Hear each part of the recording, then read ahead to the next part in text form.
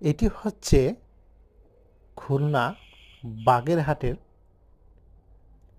৬০ গম্বুজ মসজিদ। আমি এবং তাহমিদ মসজিদের সামনে দিয়ে এখন দেখছি অপূর্ব সৌন্দর্য বর্ধিত এই মসজিদটি। ভালো লাগার মতন এক অপূর্ব সুন্দর এই মসজিদটি দেখলে চোখ জুড়িয়ে যায়। তবে আফসোসের বিষয় হলো এই মসজিদে সবাই নামাজ পড়তে পারে, স্থানীয় লোকজন। কিন্তু এই মসজিদের ভিতরে ঢোকার পরে খারাপ লেগেছে, এখানে প্রস্রাব করতেও টাকা লাগে। বাথরুম আছে, সেখানে ৫ টাকা করে নেওয়া হয়।